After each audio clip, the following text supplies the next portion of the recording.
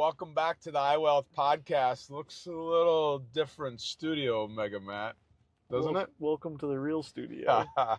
So I've been wanting to try some technology out, and we're in a Tesla. I can't even tell you what model it is. I rented this car just so I could try out self-driving. I've been using this for a week. It goes back tonight, and we'll talk whether I'm interested in buying one later or not. But what I wanted to do is we're going to hit self-driving. We are going to go to Schmidt's Meat Market, Mega Matt. We're going to get thriving metropolis. We're going to get Nicollet, Minnesota. That's right. We're in Mankato. I'm going to hit self-driving. Here we go.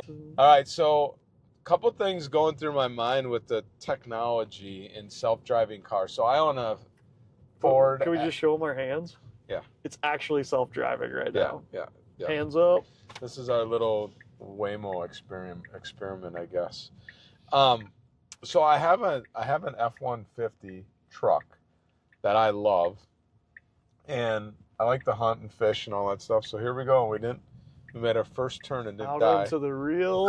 It's probably gonna put us on the freeway, I would imagine. imagine. On 14 F-150 truck, and it's a hybrid, so I can plug. Go tailgating or go ice fishing, I can plug stuff into it. Like, I love that truck. But it also has what Ford calls Blue Cruise. And on 35W, going up to the cities, I can hit cruise, and it drives itself. Okay.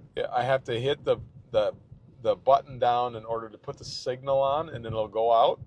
And it'll keep going until I hit the button up and come back again.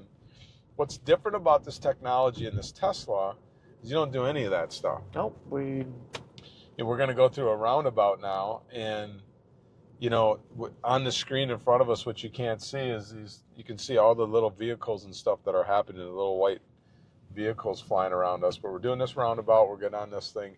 But my point is, my F-150 can't do this yet. Do you have any inkling, will GM and Toyota and Ford, will they catch up to Tesla? Will they buy Tesla? I think the whole thing with this is they have to. Because once you experience this, you can cruise over and make a podcast while you're driving. Yeah. That's a pretty unbelievable thing. Yeah. Trudy and I went to church on Thursday. Now we're merging into 3 lanes of traffic on the interstate. Yeah.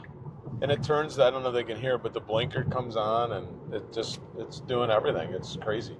But I told Trudy, I said, imagine had I been drinking and was drunk, and I got in this car, and I hit the self-driving. Now, it's not an excuse to do it at all, but will there be less deaths? If everybody had a self-driving car, would less people die from distracted driving, alcohol, that kind of thing? And my opinion is yes. I think we save lives. I think you save lives at the end of it, because as the technology gets better, it helps with the issues. And one of the issues is people drinking and jumping in their cars. Right.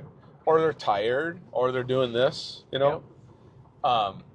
This morning on the way over here, so I put in Matt's address for the podcast day, hit self-drive, it takes me out of my driveway, goes to a stop sign, takes a left, and I have this protein shake. So I grab it, not paying attention, and all of a sudden it slams on the brakes, and I thought I was going to lose it all. And I look up, and there's this little bunny rabbit going out in front of the car. Like we were taught in car school, you just keep going. You don't swerve. You don't swerve. You don't slam on the brakes. If a deer is there, you don't swerve. Apparently someone didn't teach the Tesla that. Yep. I've been driving this for a week now. My only gripe, and I never thought I would say this, is it being too aggressive.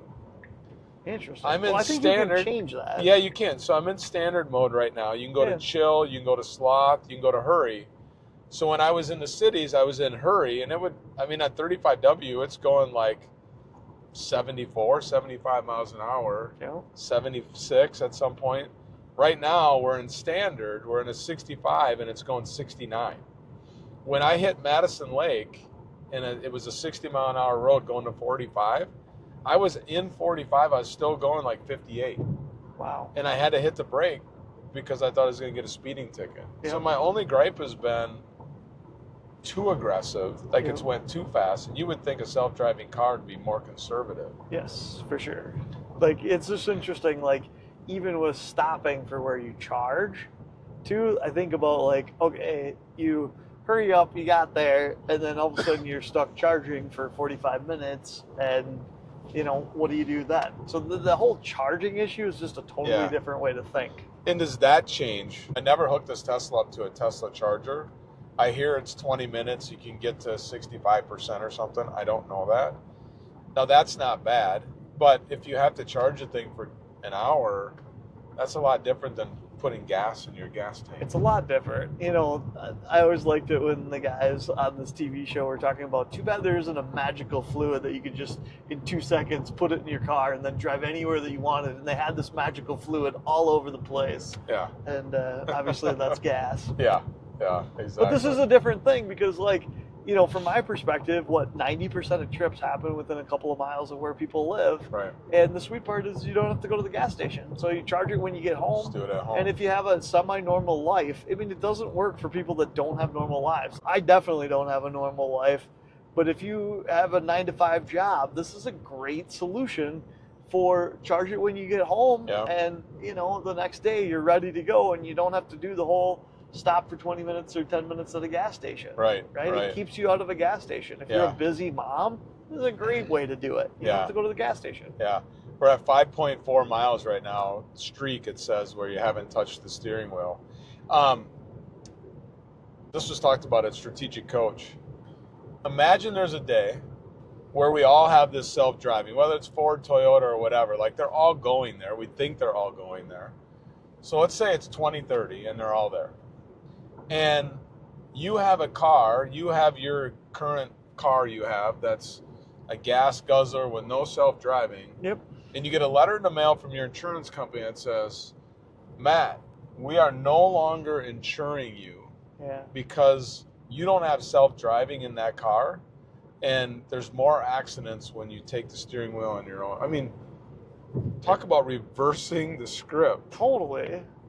But when the technology gets better, it's like with any great technology, there's that hump of I want to have the control versus am I willing to give up this? It's just a control issue is really what it boils down to. Control issue and then adoption. Who's going to adopt and grab this technology?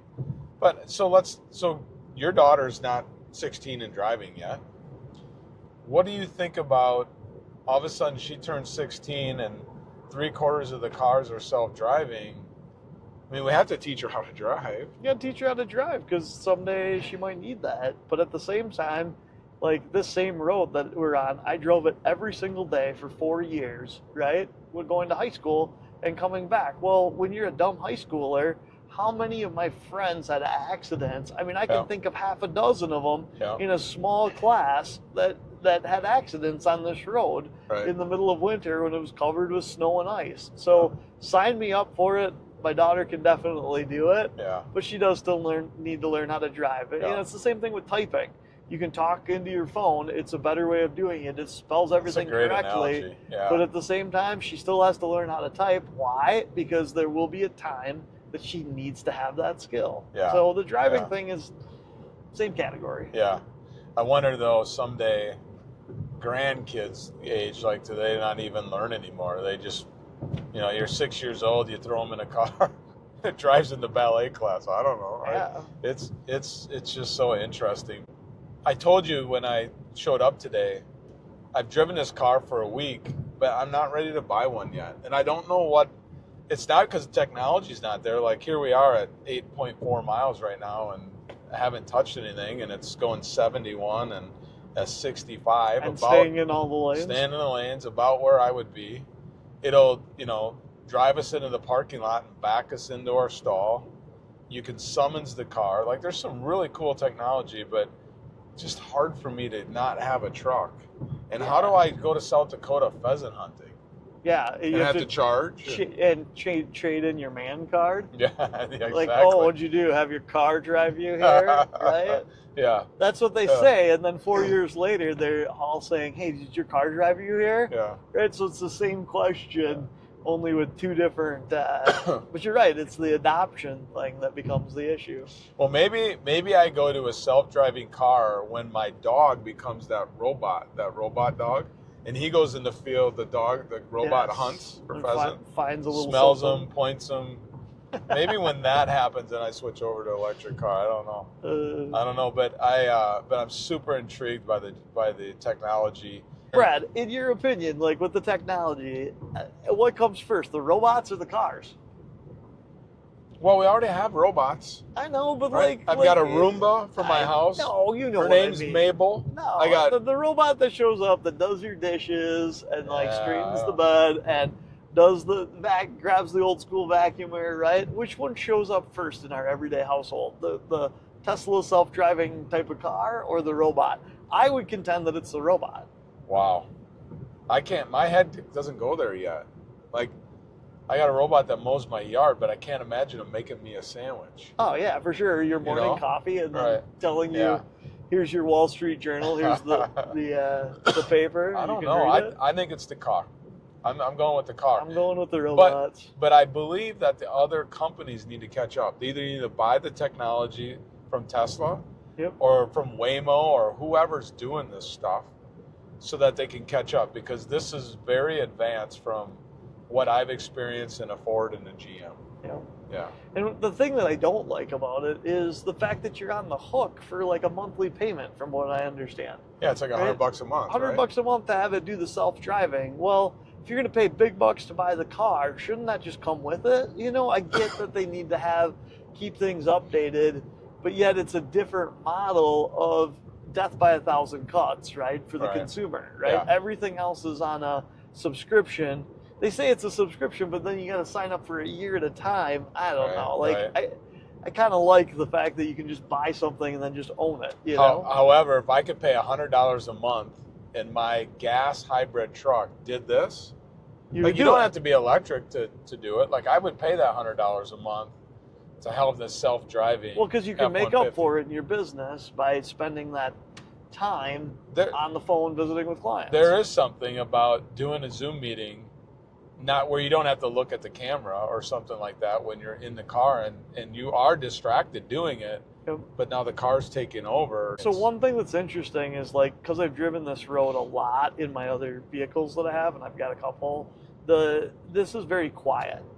Like, you could do a Zoom meeting in this car at 71 miles an hour and get away with it and not feel like you're getting in trouble because you're on. Right. Like, that's a cool piece of the technology. Yeah. You know, I don't have to share screen or whatever, and I put it up in these, it's got a little holder in front of you. And so it's looking through the steering wheel, and she's watching the steering wheel move as I'm driving over to Faribault, and stuff just happens. It's crazy. But the thing about it, like, you don't have to be an electric car to have self-driving. Yep. You shouldn't have to. You should be able to bolt it on. This could be a gas car. It could be a gas car. The other thing, too, that I just think long and hard about is all of the different fluids. So the other day, working on another vehicle, you know, we replaced the transmission fluid, and then there's two other, basically, transmission fluids that sit a little further back on it. And then, you know, by the time that you do the oil, and it ends up being 4 or 5 different fluids versus this. What's this have? Grease. Does it? I don't know. I mean, it's an electric motor. It's got tires. Right? It's got tires. But it's got washer fluid. It's got windshield wiper fluid, I guess. It's low, actually. Is it? I mean, I can't believe the person I rented this from could put washer fluid in. Okay, so this is interesting. It's 40 miles an hour. It's going 43. We'll see if this thing slows down, or we're going to have to take it out of self-drive. Or if we get pulled over, we just tell the officer to smile. He's on camera. Yeah, what do you do when you get pulled over for speeding? You say it's the car's fault? Yeah, how does that work? So we're at 30. It went to 38. And then what do you do when the officer walks up and says, "Why? You know why I pulled you over?" You say, "Because I was speeding," and then you say, "Yeah, why were you speeding?" I wasn't driving. And you say, "I wasn't driving. It wasn't my fault." Right? Like, that's just an awkward conversation. It's nuts. All right, so here we go. We're just about there. We're 0.2 of a mile, 0.1 of a mile, but we've gone 14.5 miles so far without having to touch the gas, brake, or car. Have you been in a Waymo before? I have. Yeah, I did too, and Trudy freaked out about it. She did not like sitting in the back seat where no one's sitting in the front. At least here, you can take over. Yep. There's a lot of cars here. We'll see what it ends up doing. It's got to pick a spot to get us. So there's Schmitz. We should see if they can like sponsor this podcast since we've been talking about them. There we go. And then we got 2 cars backing pulling out. out. Ooh, look at this guy. How's The it- it's Tesla's a not little aggressive It is. And as it's far not- as like, because we should have stopped there. and but let that car out. exactly. Oh, there's a guy walking out. They need to have a Tesla that's like driving Minnesota mode. Nice mode. Yeah, Minnesota nice mode in the Tesla. Here it is. It pulled us in. We're at the front door. Of We got the Schmidt's- best parking spot because we're Schmidt's in a Meat Tesla. Market. So we just did it. We made it all the way here and didn't have to touch anything. That's unbelievable technology. So hopefully all the other car companies catch up, and it's been fun. Let's Been go. real. Let's go get some beef sticks. Let's get some meal. All right. See you guys. By the way, pretty good jerky from Schmidt's Meat I don't Market. know. I just love the smell of it. Maybe All right, here what go, we should first do- taste. Maybe what we should do is we should go on the meat market runs and start critiquing them. Like, is anyone doing that in Minnesota? No, we Or could we be just the go to first different meat financial market. advising Meat market. Taste, market. tasters. Tasters. Taste testers. It's a really specific niche market Yeah. for people that are into financial advising and enjoy a decent meat. We're going to be fancy. Potato.